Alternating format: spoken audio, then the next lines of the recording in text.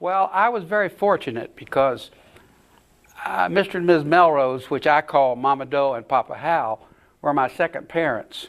So I had a one-up on most everybody because I had two sets of parents. And I spent a lot of time with, in fact, Bob, Ken's older brother, and I were best of friends and did a lot of things together. And we used to have Ken, we'd have to bring little brother along with us. And so that was a lot of things that I remembered. But I can remember Mama Doe would always be very interested in what we younger people were doing. And so I just think this is a great honor to give her because she richly deserves it. And I must add, Papa Hal needs to be somewhere in there considered too. So, but that's what I did and grew up. In fact, I wound up buying the Melrose's house.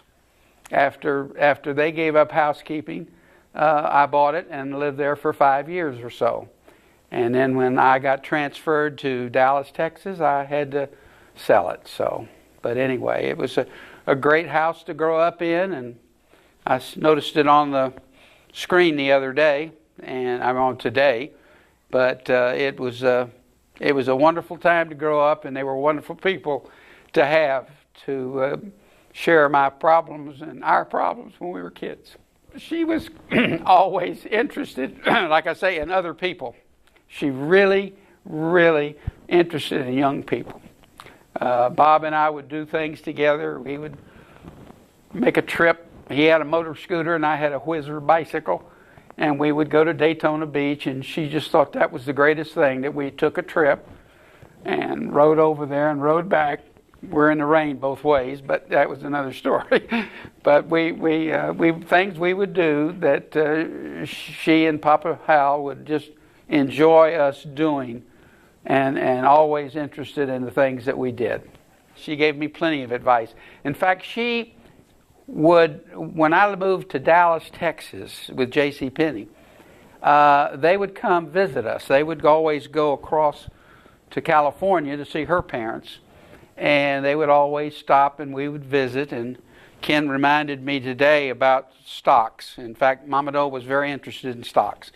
And so she talked me into buying several stocks, and they kept going up, and up. And our stockbroker would say, "Who is this Miss Melrose?" But it was great. And she never forgot her sense of humor. She was very, very friendly, and very happy, and very sweet. So we just totally enjoyed her. I used to come to the library every summer because we had a lady that would come. I went to Delaney Street School, which I understand is now a retirement home, or maybe not even be there. In fact, that's probably where I need to be. But yeah, we had a lady come every year and talk about the library, summer library, and of course Mama Doe and would have Bob and I there every Saturday, and we enjoyed it, and it was very good. And she gave a lot of advice, and a lot of good advice, and a lot of good stock tips. Well, Papa Hal was not necessarily a quiet man, but they were funny. They were the greatest team I think I ever met. That she would do the research and he would go find the company. And this one stock, in fact, when they came to Texas and Dallas, there was a small company called Texas Instruments. And she studied about it, and they went out there to their headquarters and visited with them and everything. And then she talked me into buying a company called Seaboard World Airline. Now, Seaboard World Airline, for those who are older, would remember the Flying Tiger Airlines in the West Coast. Well, Seaboard World Airline tried to do the same thing on the East Coast. And they would fly freight, and when they didn't have any freight, they would put seats in and take passengers. And so Seaboard World Airline became quite a good stock. So there were little things like that I remembered, but she would always, and as Ken alluded and these other people alluded, she would always tell us that we always had to remember to pay back. He was a major, I think, when he got out the second time. He was in the Air Corps and then was in the Marine Corps. And he was a pilot, and but just very astute, very quiet. Not necessarily totally quiet, but was very quiet. And as a team, they just were perfect. They would do things and take us places, and we'd go places, and we'd go camping, and he'd take us camping and things such as that. So, yeah, he was definitely a partner. She was just a wonderful person, and she just loved young people, and wanted us all to be educated and do the most we could do, and just remember we had to pay back. So, but yeah, it was a great time growing up in Orlando then.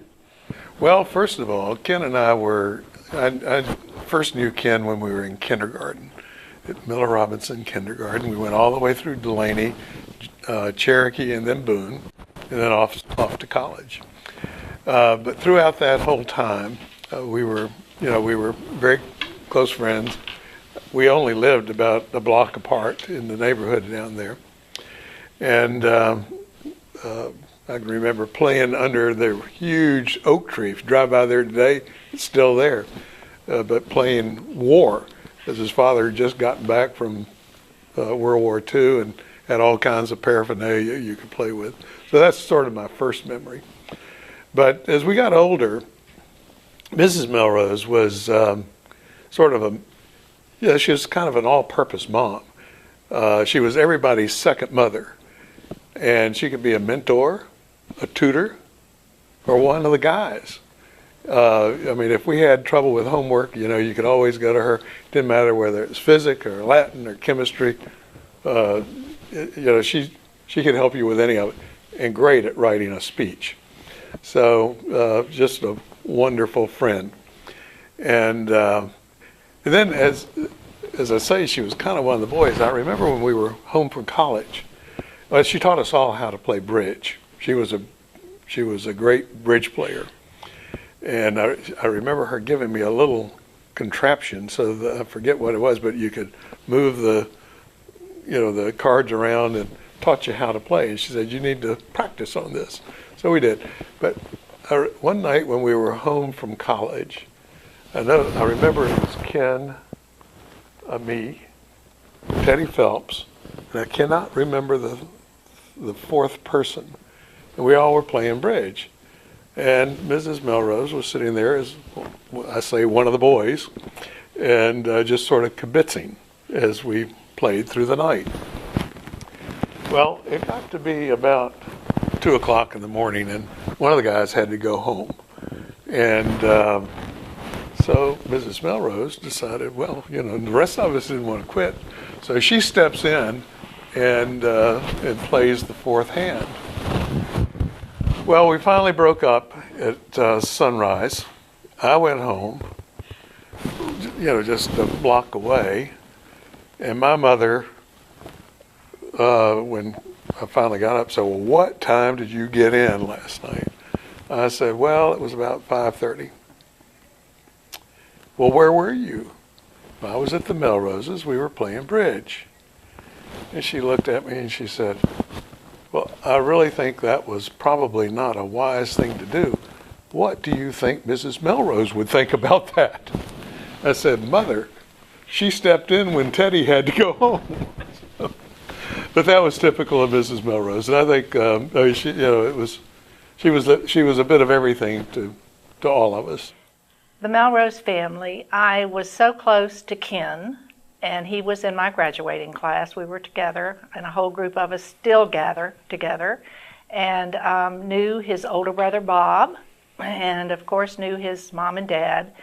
They were so smart, as was my father, and they were the three smartest people I ever knew, and it was just so unusual for Ken's mom to be doing the things she was doing in the time in which she was doing them.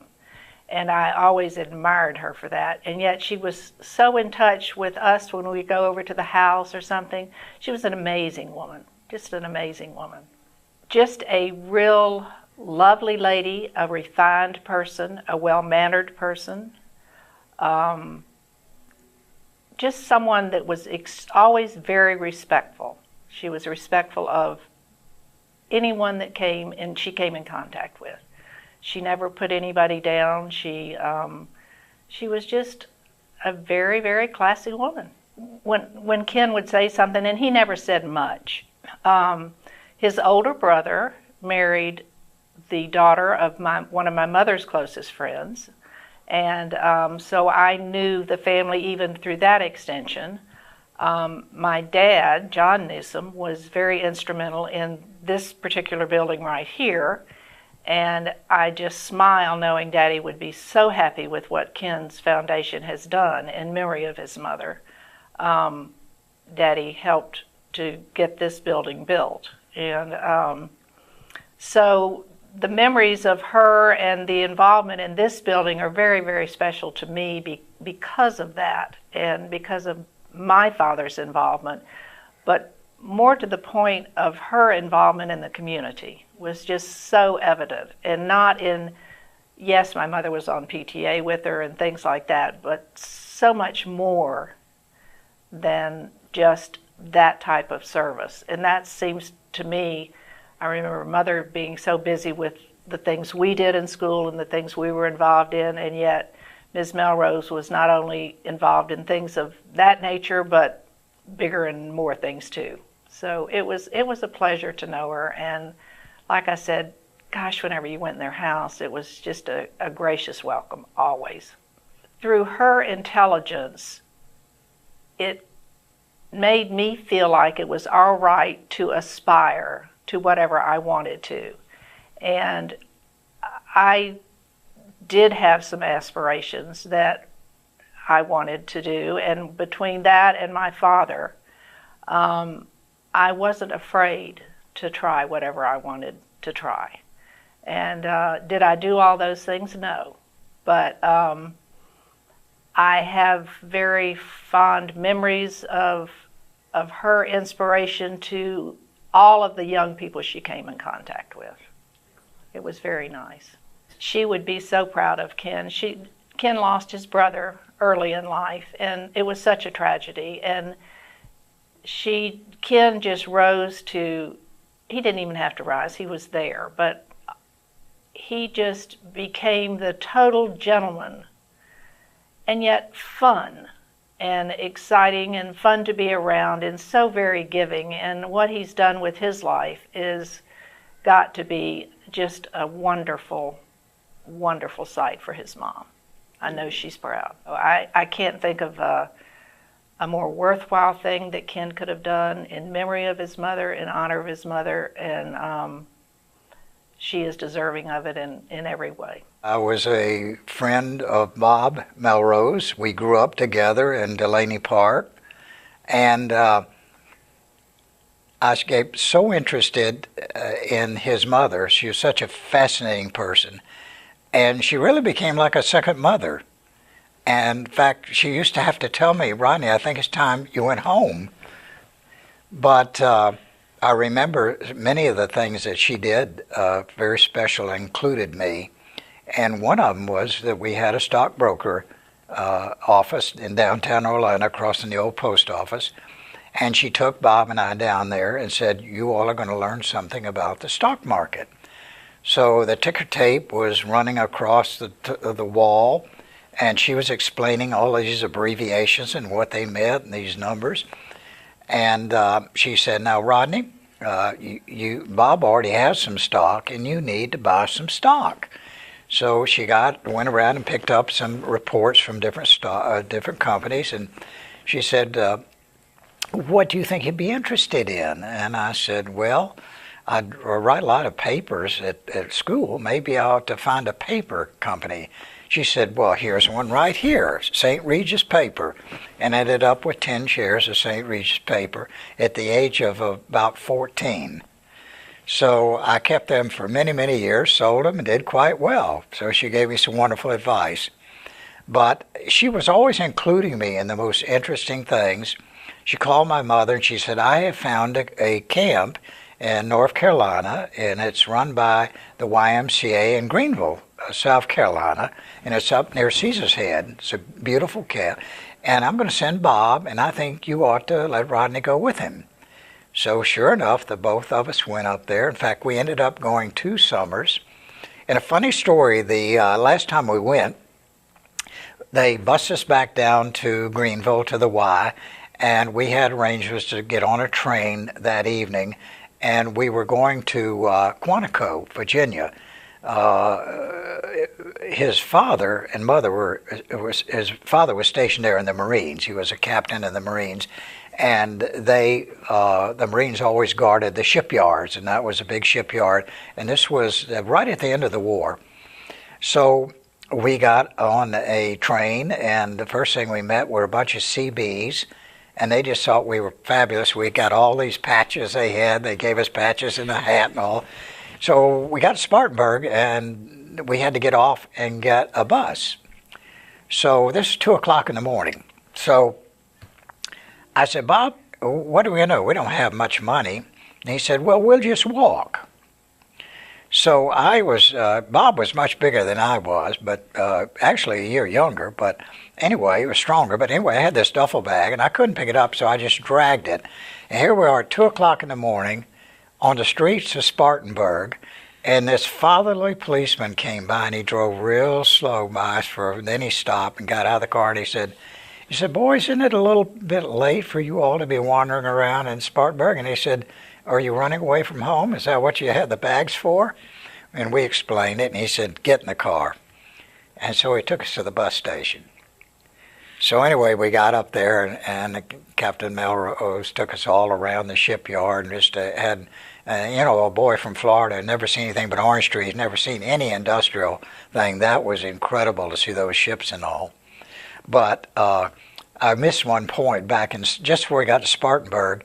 All of these racket and noise and rockets shooting up in the air, and we found out later from the Seabees that Japan had surrendered, and so that was quite a thrilling occasion.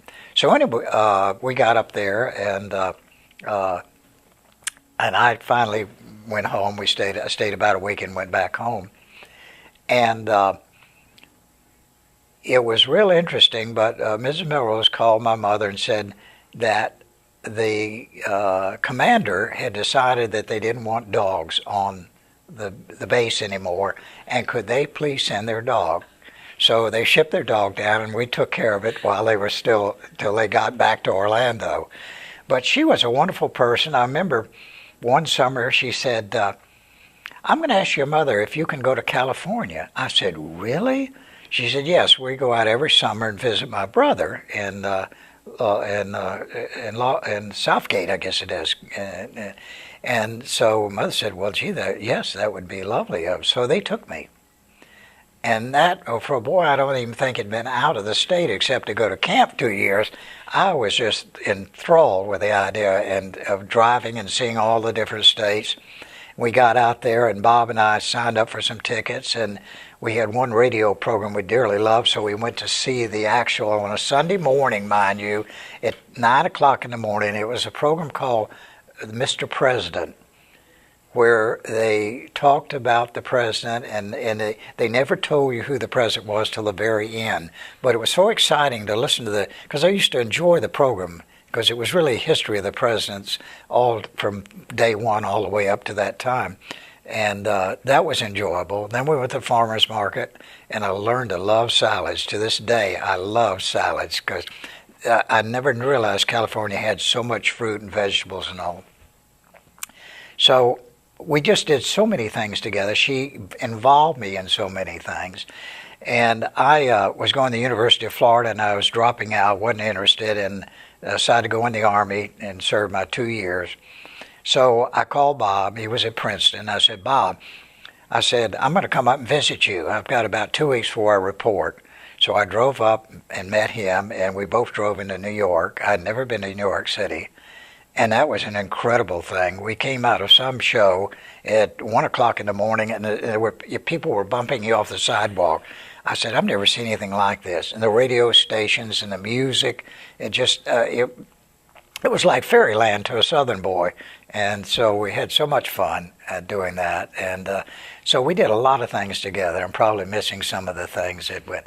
And Ken reminded me, because Ken came along quite much later, and he reminded me, he said, yeah, you said you and Bob did some things to me that I'm not going to repeat. And I can just imagine being a little kid, he probably got pushed around all the time. But what a wonderful family. And she was so involved with her sons. And it's just, I know if she were here today, she'd be so proud of both of them and what they did with their lives. And what I loved about Bob, he was just absolutely had a brilliant mind, as Ken does too.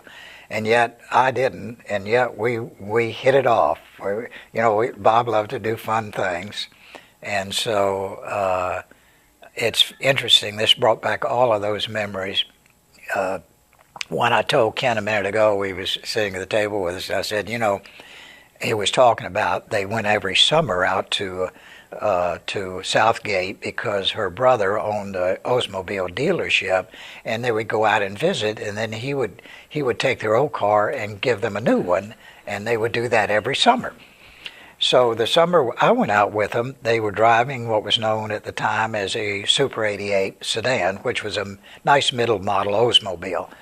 And the brothers, Dorothy said, when they drove the car out for us to come back, she looked at it and said, that doesn't look like a Super 88. And he said, no, it's the smaller model called a 76, which really was a glorified Chevrolet. So she was a little disappointed, and he could see that in her eye. And he said, now, Dorothy, Oldsmobiles come out with this brand new engine called a Rocket 88, and we're not sure that it's going to be a good engine. We didn't want you go back and have trouble with it. Turned out to be one of the most famous engines ever built, raced in all races all over the country in Daytona, and was one of the very first. A man named Kettering designed the engine, overhead valve engine, and it was a absolute dynamic engine. But the story was so funny that they gave her a smaller car because they were afraid that engine might fail. But anyway, I have a lot of fond memories about. I've got a photograph, and I was looking at it the other day when I got the invitation, and they gave Bob a Cushman motor scooter when he reached 16. That's when you could get a license to drive a motor scooter in Orlando.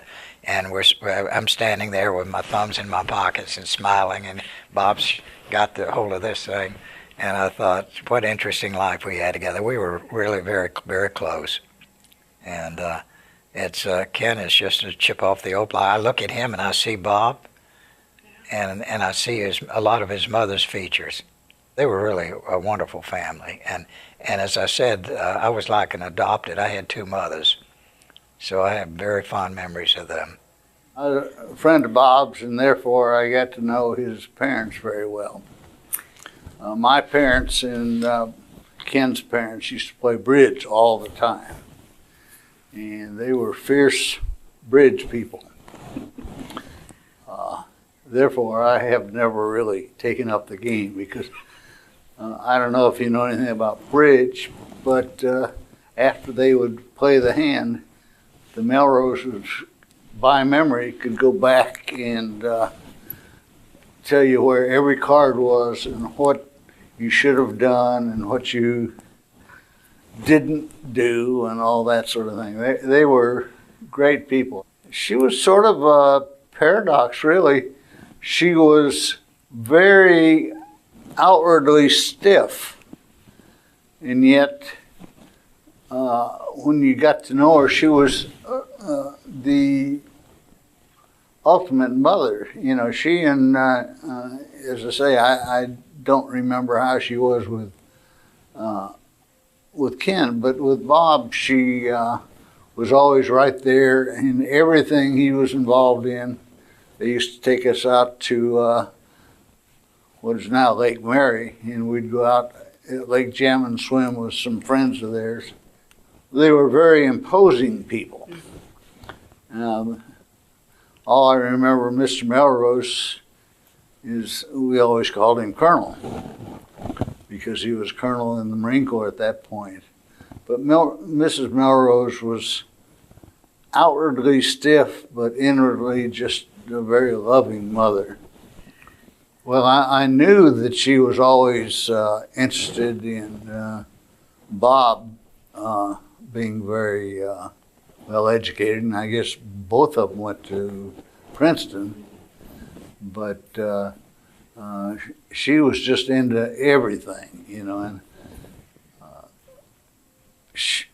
my folks and the Melroses, as I say, used to play bridge together, but they also used to do other things together. So that was really a different area than this young high school and junior high kid. So, but she was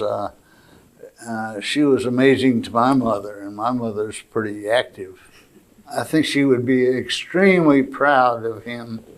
I asked him if in everything, all the programs and everything, if they had included a bridge playing program. He promised me that they did, because that was our big connection. But I just can't believe, and that's why my wife was in Ken's high school class. And so she knows more about Ken than I do in that respect. But I think both Mrs. Melrose and Hal Melrose, the Colonel, would really be proud of. I'm sure they're very proud of him, have been proud of him. And his brother Bob was the same type of person. Well, I've known the Melroses literally all of my life, because they lived over on Cherokee Drive, and Ken and I began school together and went all the way through middle school, which at that time was junior high school, and then to high school. We played on the same basketball team, and then Ken went off to Princeton, and I went off to the University of Florida, and I was in Ken's wedding early on, and I spent a good bit of time at the Melrose home. I certainly have a great memory of Mrs. Melrose and Hal. One, they loved to play bridge, and we would often, once we would come back from college, would go over and play bridge. And they had a keen interest in current affairs, and I had a very keen interest in politics from the time that I was first in college. And so we would have long and discussions. Another friend of ours named Ted Phelps would join us, and we would spend many evenings at the Melrose home when Ken was back. And of course I knew Bob, Ken's older brother. He was several years older, and so we did not share a school experience like Ken and I did. We were having most of these discussions in the 50s and very early 60s, and so all of the things that were just getting started in the way of civil rights movements across the South, and they had a very keen interest in those matters that were on the political agenda as the Eisenhower administration wound down and Kennedy was running for president against Nixon, and then when Kennedy got elected. Well, Mrs. Melrose was a very engaging and very bright, well-read woman who had a very keen interest in literary matters. Is my memory of Ms. Melrose from the very beginning, when I began to have a memory of how she was always interested in literary endeavors. She made Ken just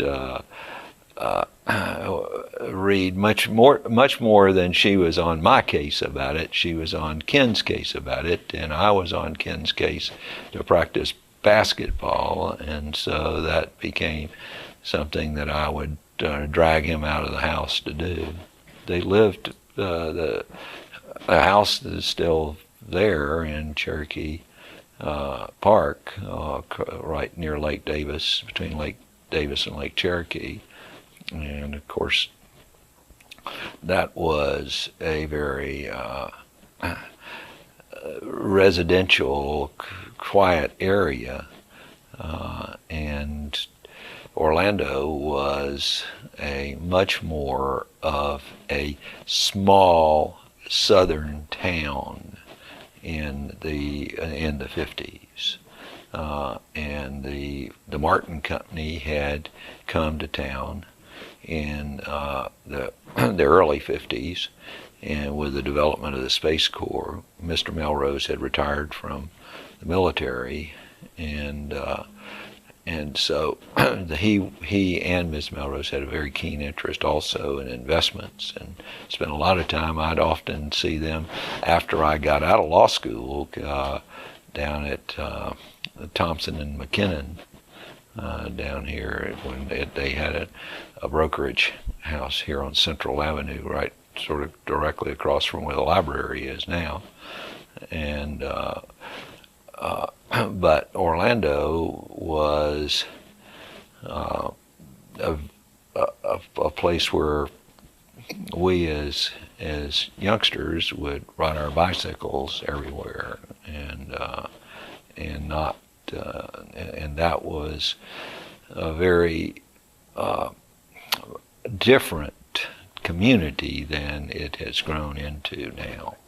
Ken and I started first grade together, and he was always one of my best friends, and Mr. and Ms. Melrose were really delightful people.